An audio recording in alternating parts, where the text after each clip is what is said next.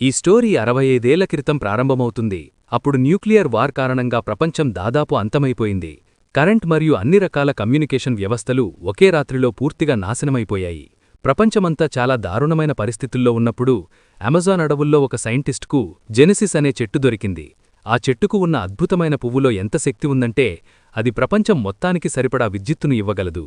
దీంతో మనుషులు మళ్లీ అన్నింటినీ నిర్మించుకోవడం మొదలుపెట్టారు.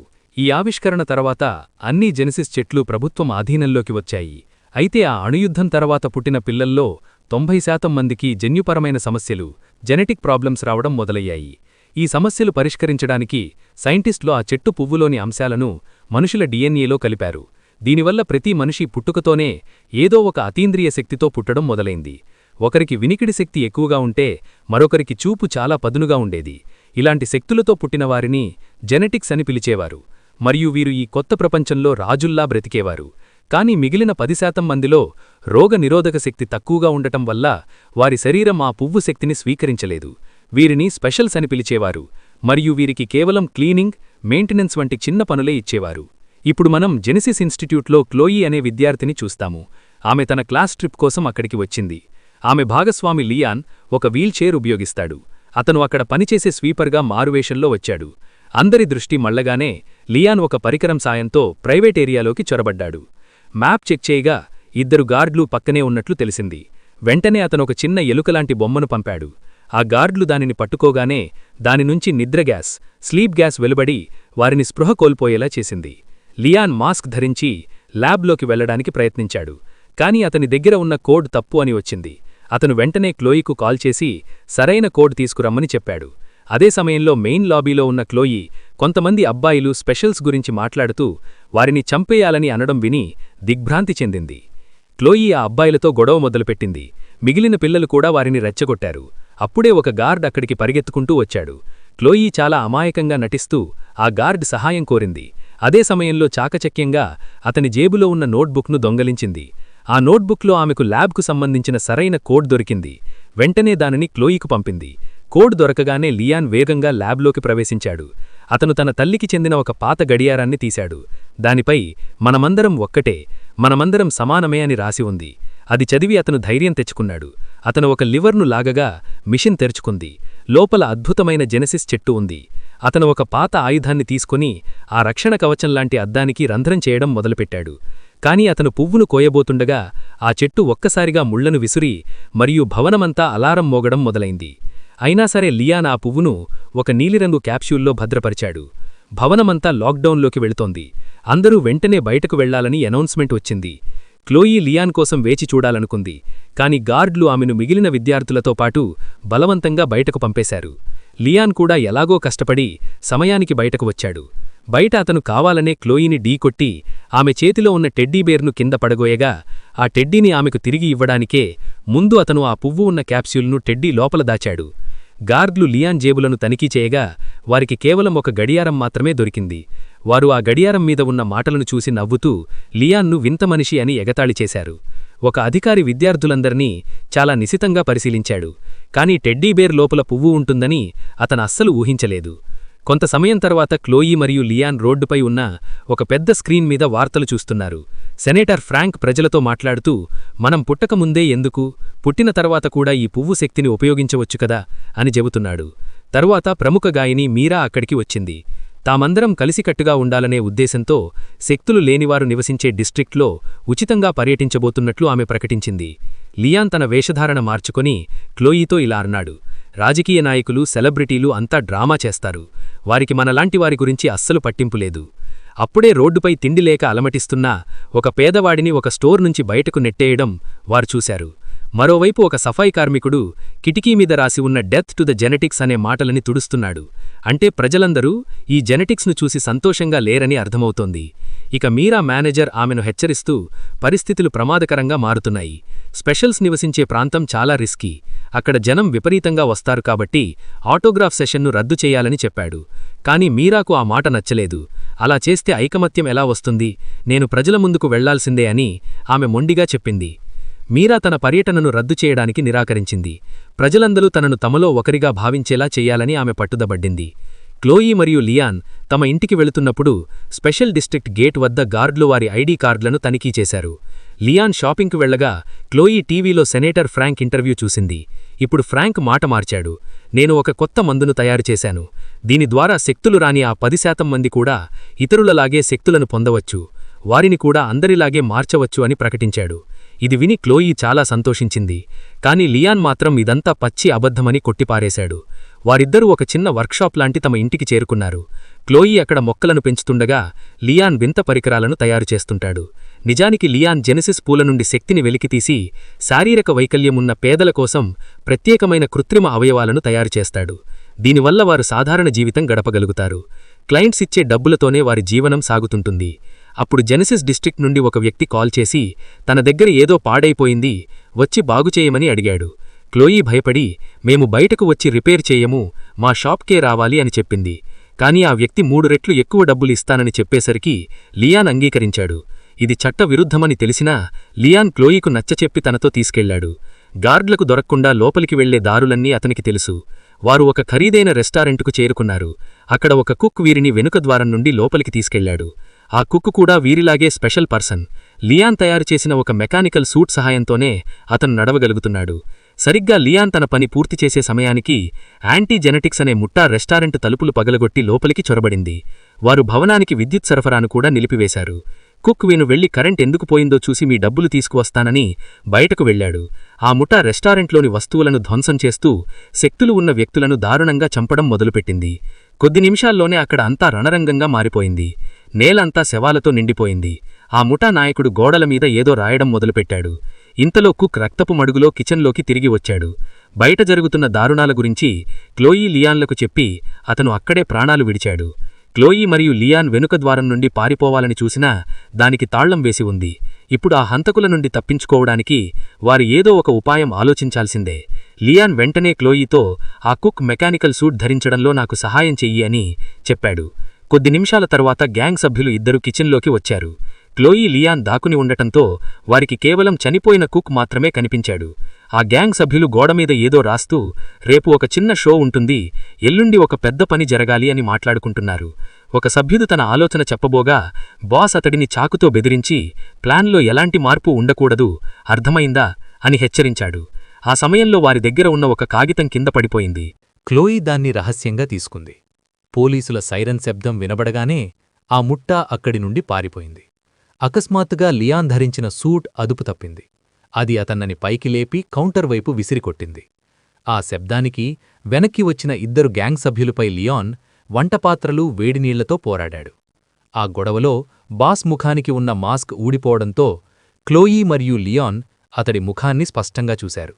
గ్యాంగ్ సభ్యులు లియాన్ను కౌంటర్ కింద అదిమి పట్టుకోగా క్లోయీ అతన్ని కాపాడ్డానికి దూకింది. లియాన్ వారిపై పిండి చల్లి క్లోయీతో కలిసి ఎగ్జిట్ వైపు పరుగుతీశాడు. సూట్ శక్తిని ఉపయోగించి లియాన్ తలుపు పగలగొట్టి ఇద్దరూ అక్కడి నుండి బయటపడ్డారు. బయటకు వచ్చాక ఆ సూట్తో నడవడం లియాన్కు చాలా కష్టమైంది. క్లోయీ అతన్ని ఒక సందులోకి తీసుకెళ్లి కాపాడింది. పోలీసుల వాహనాలు పక్కనుండే వెళ్లినా వారిని గమనించలేదు. సూట్ కాలు విరిగిందని గుర్తించిన క్లోయీ లియాన్కు ఆసరాగా నిలిచి ఎలాగో ఇంటికి చేర్చింది. మరునాడు వార్తల్లో ఈ కేసు గురించి పెద్ద ఎత్తున చర్చ జరిగింది. సెక్యూరిటీ కెమెరా ఫోటోల్లో క్లోయీ లియాన్ కూడా కనిపించారు. మీడియా వారిని ఆ ముట్ట సభ్యులని అనుమానిస్తూ వార్తలు ప్రసారం చేసింది. ఈలోగా స్పెషల్ ఫోర్స్ కెప్టెన్ హ్యూజెస్ మాట్లాడుతూ ఈ స్పెషల్ డిస్ట్రిక్ట్ నేరాలకు అడ్డగా మారింది, త్వరలోనే దాడి చేస్తామని ప్రకటించాడు. ఆ కెప్టెన్ ముఖం చూడగానే క్లోయీ మరియు లియాన్ భయంతో వణికిపోయారు. ఎందుకంటే అతను మరెవరో కాదు, నిన్న రాత్రి రెస్టారెంట్లో చూసిన గ్యాంగ్ లీడర్. క్లోయీ తన దగ్గర ఉన్న ఆ కాగితాన్ని తెరచి చూడగా అది మీరా కాన్సర్ట్కి సంబంధించిన ఫ్లయర్ అని తెలిసింది. అందులో ఒక చిన్న మ్యాప్ కూడా ఉంది. ఆ గ్యాంగ్ మీరా కాన్సర్ట్ మీద దాడి చేసి ఆ నెపం తమలాంటి స్పెషల్స్ మీద నెట్టాలని ప్లాన్ చేస్తున్నారని వారికి అర్థమైంది. పరిస్థితి చేయి దాటిపోవడంతో ప్రాణాలు కాపాడుకోవడానికి నగరం విదిచి వెళ్లిపోవాలని లియాన్ సామాన్లు సర్దుకోవడం మొదలుపెట్టాడు. క్లోయీ మాత్రం వెనక్కి తగ్గలేదు. మనం ప్రజలను కాపాడాలి, దాడి ఎక్కడ జరుగుతుందో తెలిసినవాళ్లం మనమిద్దరమే, అక్కడ చాలామంది అమాయకులు చనిపోతారు, మనం చూస్తూ ఊరుకుందామా అని అడిగింది. దానికి లియాన్ నిరాశగా నడుము కింద భాగం పడిపోయిన నేను, 12ఏళ్ల చిన్నపిల్లవైన నువ్వూ కలిసి ఏం చేయగలం అన్నాడు. ఆ మాట వినగానే క్లోయీ ఏడుస్తూ అన్నయ్య, నువ్వు చాలా స్వార్థపరుడివి అని తిడుతూ అక్కడి నుండి పరిగెట్టింది. లియాన్ ఆమెను ఆపలేకపోయాడు. ఆ తర్వాత ఫ్లాష్బ్యాక్ వస్తుంది. లియాన్ చిన్నప్పుడు తన తండ్రి ఆఫీసులోకి చొరబడి తన ఫైల్ చూసుకుంటాడు. అందులో తానొక స్పెషల్, అంటే శక్తులు లేనివాడు అని తెలుస్తుంది. తన కొడుకు స్పెషల్ అని తెలియగానే అతని తండ్రి లియాన్ను పట్టుకుంటాడు. ఆ చేదు జ్ఞాపకాలను గుర్తు తెచ్చుకుంటూ తన తల్లి గడియారాన్ని చూసి ఎలాగైనా ఏదో ఒకటి చెయ్యాలని లియాన్ నిర్ణయించుకుంటాడు. కొన్ని గంటల తర్వాత క్లోయి తిరిగిరాగా లియాన్ తన మెకానికల్ సూట్ను రిపేర్ చేస్తూ కనిపిస్తాడు. ఆమె అతనికి సూట్ వేసుకోవడంలో సహాయం చేస్తుంది. నేను హ్యూజెస్ను పట్టుకొని అతని నేరాలను ఒప్పిస్తాను అని లియాన్ అంటాడు. అతను పాత ఇనుప సామానుతో తనకోసం ఆయుధాలను తయారు చేసుకుంటాడు. ఇనుమును కూడా వంచగలిగేంత బలాన్ని తన సూట్కిస్తాడు. సూట్ లోపల ఉన్న ప్రత్యేక వైర్లను చూసిన క్లోయి ఆయుధాలను యాక్టివేట్ చేయడానికి ఒక కెమికల్ తయారు చేయడానికి వెళ్తుంది. అదే సమయంలో మీరా స్పెషల్ డిస్ట్రిక్ట్లో కాన్సర్ట్ ఇస్తోంది. జనం ఆమెను చూసి పిచ్చెక్కిపోయి ఫెన్సింగ్ను నెట్టేస్తున్నారు. కాన్సర్ట్ ముగిశాక మీరా బస్సు ఎక్కబోతుండినా గార్డుల వేషంలో ఉన్న హ్యూజెస్ మనుషులు ఆమె మేనేజర్ను, సెక్యూరిటీని చంపిపడేశారు. వారు గోడల మీద తమ సందేశాలను రాయడం మొదలుపెట్టారు. హ్యూజెస్ మీరాలు బెదిరించి తనతో రమ్మన్నాడు. సరిగ్గా అప్పుడే లియాన్ సూట్ మరియు మాస్క్ ధరించి అక్కడికి వచ్చాడు. అతను బాల్కనీ నుండి కిందకు దూకి దాడి చేయడం మొదలుపెట్టాడు. అయితే క్లోయి తయారు చేసిన కెమికల్ వల్ల సూట్ నుండి మొక్కలు మొలవడం మొదలైంది. అది చూసి రౌడీలు నవ్వుకున్నారు. కాని లియాన్ చాకచక్యంగా ఆ మొక్కలనే ఆయుధాలుగా మార్చుకున్నాడు. ఒకరిని గ్యాస్తో పడేశాడు, మరొకరిని తీగలతో బంధించాడు. క్లోయి ఒక కారును దొంగిలించి మీరాను పిలిచింది. లియాన్ హ్యూజెస్ మనుషులతో పోరాడుతున్నాడు. మొదట్లో బాగానే కొట్టినప్పటికీ గ్యాంగ్ అంతా కలిసి అతన్ని కిందపడేశారు. అప్పుడు క్లోయి కారుతో ఒకణ్ణి ఢీకొట్టింది. లియాన్ వెంటనే కారులోకి ఎక్కాడు. మీరా భయంతో అరుస్తోంది. వివరించే సమయం లేకపోవడంతో క్లోయి కారును వేగంగా పోనిచ్చి అందరినీ అక్కడి నుండి తీసుకెళ్లిపోయింది. వారు వెంటనే తమ ఇంటికి చేరుకుని తలుపులు వేసుకున్నారు. బయట ఆ గ్యాంగ్ సభ్యులు వారికోసం వీధుల్లో వెతుకుతున్నారు. టీవీలో రిపోర్టర్లు మీరాను కిడ్నాప్ చేసే ప్రయత్నం జరిగిందని, అయితే ఒక అపరిచిత హీరో ఆమెను కాపాడాడని వార్తలు ప్రసారం చేస్తున్నారు. మరోవైపు లియాన్కు గాయాలవ్వడం చూసిన మీరా వెంటనే అతనికి కట్టుకట్టింది. తను గాయని కాకముందు డాక్టర్ కావాలనుకున్నదని ఆమె అతనికి చెప్పింది. క్లోయి లియాన్ను ఒక ఫ్లవర్ హీరోలాగా గీసింది. అది లియాన్కు నచ్చకపోయినా మీరా మాత్రం చాలా బాగుంది అని మెచ్చుకుంది. ఆ తర్వాత లియాన్ హ్యూజెస్కు అసలు నిజం చెప్పాడు. అది విని మీరా షాక్ అయింది. నేను త్వరగా ఇంటికి వెళ్ళాలి. రేపు ఫ్యామిలీ సెంటర్లో ఫ్రాంక్తో కలిసి నాకొక ఈవెంట్ ఉంది అని చెప్పింది. యాంటీ జెనెటిక్స్ ముఠా తదుపరి లక్ష్యం ఫ్రాంక్ అని లియాన్కు అర్థమైంది.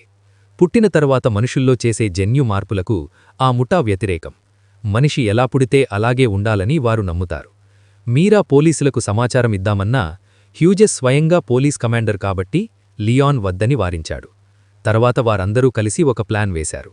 మరునాడు మీరా మరియు లియాన్ దంపతులాగా వేషం మార్చుకొని ఫ్యామిలీ ప్లానింగ్ సెంటర్కు వెళ్లారు. మీరా తన పాపులారిటీని ఉపయోగించి డాక్టర్తో ఇలా అంది. సార్, నేను అపాయింట్మెంట్ తీసుకోలేదు. నా భార్య గురించి కూడా ఎవరికీ చెప్పలేదు. మీడియా నుండి నా కుటుంబాన్ని కాపాడుకోవాలనుకుంటున్నాను. లియాన్ ఎలాగోలాగా డాక్టర్ని ఒప్పించి ఆ సెంటర్ అంతా తిరిగి చూసేలాగా చేశాడు. ఆ సమయంలో లియాన్ చాలా తెలివిగా ఒక తాళం చెవిని దొంగిలించాడు. ఆ తర్వాత మీరా అందరికోసం పాట పాడుతుంది అని చెప్పి అక్కడ పనిచేసే వారందర్నీ ఒకే గదిలోకి పంపించి వారి దృష్టి మళ్లించాడు. సరిగ్గా అప్పుడే యాంటీగాటిక్స్ ముఠా అక్కడికి చేరుకుంది. లియాన్ లాబీలో వారితో తలపడ్డాడు. రౌడీలు అతనిపై పడగా లియాన్ గ్యాస్ బాంబులు విసిరాడు. అవి ఎంత శక్తివంతమైనవంటే రౌడీల మాస్కులు కూడా కరిగిపోయాయి. మొదట్లో లియాన్ బాగానే పోరాడాడు. కాని రౌడీలు సంఖ్యలో ఎక్కువగా ఉండడంతో అతన్ని కింద పడేసి చితకబడారు. హ్యూజెస్ లియాన్ మాస్క్ తీసేసి అతని ముఖంపై పదే పదే ముక్కలతో కొట్టాడు. అకస్మాత్తుగా ఫ్రాంక్ సెక్యూరిటీ అక్కడికి రావడంతో రౌడీలు పారిపోయారు. లియాన్ ఒక్కడే వారిని ఎదుర్కోలేడని గ్రహించిన మీరా ముందే ఫ్రాంక్కు కాల్ చేసి రమ్మని చెప్పింది. ఆ రౌడీలను గార్దులెందుకు వెంబడించలేదు అని లియాన్ అడగ్గా, వారికంటే నువ్వు మాకు ఎక్కువ ముఖ్యమని ఫ్రాంక్ సమాధానమిచ్చాడు. అప్పుడే ఒక పెద్ద నిజం బయటపడింది. ఫ్రాంక్ మరెవరో కాదు, లియాన్ సొంత తండ్రి. క్లోయి ఈ మాట వినగానే పూర్తిగా దిగ్భ్రాంతికి లోనైంది. లియాన్ తనతో తండ్రి చనిపోయాడని అబద్ధం చెప్పినందుకు ఆమె మనస్తాపం చెండి అక్కడ నుండి కోపంగా వెళ్ళిపోయింది. ఇంతలో రిపోర్టర్లు లోపలికి రావడంతో ఫ్రాంక్ వెంటనే తన రాజకీయ వేషం వేశాడు. జెనెటిక్స్ ఉన్నవారికి మరియు లేనివారికి మధ్య దూరం పెరిగిపోయిందని చెప్పడానికి నా కొడుకే ఒక నిదర్శనం. అందుకే రేపు ఓటు వేసేటప్పుడు ఆలోచించి వేయండి అని ప్రజలను కోరాడు. ఒక వారం తర్వాత ఫ్రాంక్ ప్రాజెక్టుకు అందరూ ఆమోదం తెలిపారని ప్రకటన వచ్చింది. స్పెషల్ డిస్ట్రిక్ట్లోని పేద ప్రజలందర్నీ బస్సుల్లో నగరం వెలుపల ఉన్న ఒక మెడికల్ క్యాంపుకు తరలించారు. ఈ ట్రీట్మెంట్ తర్వాత వారిలో కూడా శక్తులు వస్తాయని, అప్పుడందరూ కలిసిమెలిసి ఉండవచ్చని, ఇక ఏ విభేదాలు ఉండవని ప్రభుత్వం చెప్పింది. మెడికల్ సెంటర్లో ఉన్న లియాన్ క్లోయి ఎక్కడుందని అడగ్గా ఆమె దొరకలేదని ఫ్రాంక్ చెప్పాడు. లియాన్ మళ్లీ హ్యూజెస్ గురించి ప్రస్తావించగా ఫ్రాంక్ ఆ విషయాన్ని దాటవేస్తూ, నువ్వు దేని గురించి చింతించకు, నీకు చికిత్స చేయడమే నా లక్ష్యం అన్నాడు. అప్పుడు లియాన్ తన తండ్రికి ఒక చేదు నిజాన్ని గుర్తుచేశాడు. గతంలో మీరు అమ్మకు చికిత్స చెయ్యాలని ప్రయత్నించినప్పుడే ఆమె చనిపోయింది గుర్తుందా అని అడిగాడు. ఫ్రాంక్ క్షమాపణ చెబుతూ తన తప్పును ఒప్పుకున్నాడు. మీ అమ్మ నీకోసం ఒక ఉత్తరం రాసి వెళ్ళింది, కాని నీకది ఇవ్వడానికి నేను భయపడ్డాను. నేను ధైర్యం చేసేలోపే నువ్వు ఇల్లు వదిలి వెళ్ళిపోయావు అని చెప్పి ఆ ఉత్తరాన్ని లియాన్కిచ్చాడు. లియాన్ ఆ ఉత్తరం తెరిచి చదివాడు. అందులో అతని తల్లి ఇలా రాసింది: మిమ్మల్ని వదిలి వెళ్ళినందుకు నన్ను క్షమించండి. నువ్వొక మంచి మనిషిగా ఎదగాలని నేను కోరుకుంటున్నాను. కాని నీలోని కోపం నిన్ను నాశనం చేస్తోందని నాకు భయంగా ఉంది. నాన్నా, ప్రజలను క్షమించడం నేర్చుకో, ఎందుకంటే చివరి వరకు ఎవరూ తోడుండరు. ఆ మాటలు చదివి లియాన్ తన తల్లిని గుర్తుచేసుకుంటూ కన్నీరు పెట్టుకున్నాడు. అప్పుడు మీరా అక్కడికి వచ్చి అతన్ని బయట గాలికి తీసుకెళ్ళింది. అక్కడ తిరుగుతుండగా లియాన్కు క్లోయి కనిపించింది. అతను వెంటనే ఆమెకు క్షమాపణ చెప్పాడు. క్లోయి కూడా తన అన్నయ్య మీద ఎంతసేపూ కోపంగా ఉండలేకపోయింది. అప్పుడు లియాన్ తన మనసులోని అనుమానాన్ని బయటపెట్టాడు. తన ప్రాజెక్ట్ను అందరూ అంగీకరించడం కోసం ఫ్రాంక్ స్వయంగా ఈ దాడులన్నీ చేయించాడని నాకనిపిస్తోంది అని చెప్పాడు. లియాన్ తన తండ్రిని పట్టుకోవాలంటే ముందుగా బలమైన సాక్ష్యాలు కావాలని నిర్ణయించుకున్నాడు. అప్పుడు క్లోయికి ఒక ఉపాయం తట్టింది. ఆమె అక్కడున్న ఒక వ్యక్తి దగ్గర ఉన్న ఐ ప్రాస్థెటిక్ అంటే కంటి కెమెరాను అరిగి తీసుకుంది. అటువైపు డాక్టర్లు తదుపరి రోగి పేరుని అనౌన్స్ చేశారు. క్లోయి వెంటనే ల్యాబ్లోని వెంటిలేషన్ పైపుల ద్వారా లోపలికి వెళ్లి రికార్డింగ్ మొదలుపెట్టింది. లోపల హ్యూజెస్ మరియు ఫ్రాంక్ మాట్లాడుకుంటున్నారు. వారి మాటల ద్వారా ఈ విధ్వంసమంతా వారిద్దరూ కలిసి చేసిన కుట్రే అని స్పష్టమైంది. కొంతమంది రోగులను స్పృహ కోల్పోయేలా చేస్తూ ఫ్రాంక్ తన అసలు ప్లాన్ వివరించాడు. అతను ఈ సామాన్య ప్రజల మెదడు నుండి ఒక ప్రత్యేకమైన జీన్ను తీయాలనుకుంటున్నాడు. ఆ జీన్ను శక్తులున్న ధనికులకు ఎక్కించడం ద్వారా వారిని మరింత శక్తివంతులుగా, ఎప్పటికీ యవ్వనంగా ఉండేలా చేయవచ్చని అతను భావిస్తున్నాడు. దీనిని అతను నెక్స్ట్ ఎవల్యూషన్ అని పిలుస్తున్నాడు. అతనికి ఈ స్పెషల్స్ అంటే అంగవైకల్యం ఉన్నవారి ప్రాణాలన్నా, వారి జీవితాలన్నా ఏమాత్రం పట్టింపులేదు. వారిని కేవలం ఆ జీన్ను తీయడానికి వాడుకునే వస్తువుల్లాగే చూస్తున్నాడు. కొద్దిసేపటి తర్వాత క్లోయి ఆ రికార్డింగ్ను టెంట్లలో ఉన్న ప్రజలందరికీ వినిపించింది. అది విన్న మీరా కన్నీరు పెట్టుకుంది. తనకి ఈ విషయం తెలియదని చెబుతూ అందరికీ క్షమాపణలు చెప్పింది. లియాన్ తన తల్లి చెప్పిన మాటలను అందరికీ గుర్తుచేశాడు. మనమందరం సమానం, మనలో ఏ లోపం లేదు, మనం కూడా మనుషులమే. ఈ మాటలతో అతను ప్రజలందరిలో స్ఫూర్తిని నింపాడు. నాకు ఏ విధంగానైనా నా సూట్ కావాలని లియాన్ అడగ్గా క్లోయి అప్పటికే స్టోరేజ్ గది తాళాలు దొంగిలించినట్లు చెప్పింది. మరుసటి రోజు ఫ్రాంక్ మరియు నర్సులు లియాన్కు చికిత్స చేయడానికి అతని గదిలోకి వచ్చారు. లియాన్ అప్పటికే దుప్పటి కింద తన మెకానికల్ సూట్ను ధరించి ఉన్నాడు. అతను వెంటనే తన తండ్రిని పట్టుకుని నర్సుల దగ్గర ఉన్న ఇంజెక్షన్ను లాక్కున్నాడు. ఫ్రాంక్, నేనిదంతా నీకోసమే చేశాను, నాన్నా, నిన్ను బాగుచేయాలనుకున్నాను అని నమ్మబలికాడు. కాని లియాన్, నువ్వు మనిషివి కాదు, ఒక రాక్షసుడివి అని తిట్టి అతన్ని గదిలోనే బంధించాడు. లియాన్ క్లోయి దగ్గర కొంచెం మందుగుండి తీసుకొని సెక్యూరిటీ రూమ్ వైపు పరిగెత్తాడు. అక్కడున్న గార్డులతో పోరాడి వారిని పడేశాడు. కాని ఒక గార్డ్ అప్పటికే అలారం బటన్ నొక్కేశాడు. మరోవైపు క్లోయి కెమెరాను కంప్యూటర్కు కనెక్ట్ చేసి ఆ రికార్డింగ్ను పోలీసులకు సాక్ష్యంగా పంపింది. లియాన్ యుద్ధానికి వెళ్లే ముందు మీరా అతన్ని ముద్దు పెట్టుకుని సురక్షితంగా తిరిగి రమ్మని కోరింది. ఇంతలో హ్యూజెస్ తన గ్యాంగ్తో టెంట్ ఏరియాలోకి చేరుకున్నాడు. లియాన్ మరియు అక్కడున్న సామాన్య ప్రజలందరూ కలిసి వారిని చుట్టుముట్టారు. ఒక పెద్ద పోరాటం మొదలైంది. ఆ సామాన్యుల దగ్గర కేవలం మంటపాత్రలు, ఇనుప పైపులు వంటి వస్తువులు మాత్రమే ఉన్నాయి. కాని వారిలో తమను తాము కాపాడుకోవాలనే గొప్ప పట్టుదల ఉంది. వారి సంఖ్య ఎక్కువగా ఉండడంతో పోరాటం ఇరువర్గాల మధ్య హోరాహోరీగా సాగుతోంది. లియాన్ ఒకేసారి చాలామందితో పోరాడుతున్నాడు. కాని హ్యూజెస్ మరిన్ని బలగాలను బ్యాకప్కు పిలిపించడంతో ఆయుధాలున్న చాలామంది వ్యక్తులు అక్కడికి చేరుకున్నారు. చాలామంది స్పెషల్స్ పోరాడుతూ కింద పడిపోతున్నారు. లియాన్ ఒక్కడే హ్యూజెస్తో పోరాడడం మొదలుపెట్టాడు. కొద్దిసేపటి తర్వాత హ్యూజెస్ లియాన్ను కింద పడేయడంతో లియాన్ అక్కడ నుండి తప్పించుకోవడానికి ప్రయత్నించాడు. మరోవైపు సెక్యూరిటీ రూంలో ఒక వ్యక్తి మీరా గొంతు పట్టుకున్నాడు. అప్పుడే ఒక స్పెషల్ అక్కడికి వచ్చి అతన్ని కొట్టి చంపేశాడు. చివరికి కంప్యూటర్ నుండి వీడియో ఫుటేజ్ పూర్తిగా అప్లోడ్ అయింది. క్లోయి వెంటనే పోలీసులకు సమాచారం అందించింది. ల్యాబ్లో హ్యూజెస్ లియాన్ను వెంటాడి కొడుతున్నాడు. టేబుల్స్ మరియు కంట్రోల్ ప్యానెల్స్ మధ్య వారిద్దరి మధ్య భీకరమైన పోరాటం జరుగుతోంది. లియాన్ ఎలాగోలాగా జెనెసిస్ చెట్టు ఉన్న యంత్రాన్ని తెరిచి ఒక వస్తువును దానిపై విసిరాడు. దానివల్ల ఆ రక్షణ కవచంపై పగుళ్లు వచ్చాయి. ఆ కోపంతో హ్యూజెస్ లియాన్ను పట్టుకుని యంత్రంపై విసిరికొట్టాడు. దాంతో అద్దం పూర్తిగా పగిలిపోయింది. హ్యూజెస్ లియాన్ను చంపబోతుండగా లియాన్ అకస్మాత్తుగా చెట్టు నుండి ఒక పువ్వును తెంచాడు. పువ్వును తెంపితే చెట్టు నుండి ముళ్ళు, స్పైక్స్ వస్తాయని అతనికి తెలుసు. ఆ ముళ్ళు నేలుగా హ్యూజెస్ ముఖంలోకి దూసుకెళ్లాయి. దాంతో అతనక్కడికక్కడే కుప్పకూలిపోయాడు. అదే సమయంలో పోలీసులు అక్కడికి చేరుకొని ఫ్రాంక్ మనుషులందర్నీ అరెస్ట్ చేశారు. వారికి ఫ్రాంక్ నేరాలకు అనేక సాక్ష్యాలు దొరికాయి. క్లోయి మరియు మీరా పరిగెత్తుకుంటూ లియాన్ దగ్గరికి వచ్చారు. ఈసారి లియాన్ స్వయంగా ముందుకెళ్లి మీరాను ముద్దు పెట్టుకున్నాడు.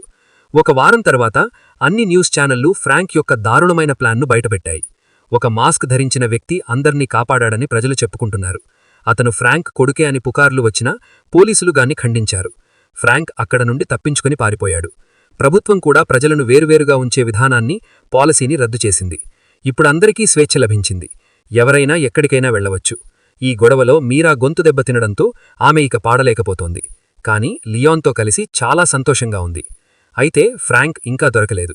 కథ చివర్లో అతను తన కొడుకును దూరం నుండి కోపంగా చూస్తూ ఉండడంతో మూవీ ఎండ్ అవుతుంది. ఈ వీడియోకి ఒక లైక్ చేసి మన ఛానల్ని సబ్స్క్రైబ్ చేసుకోండి. Thanks for watching.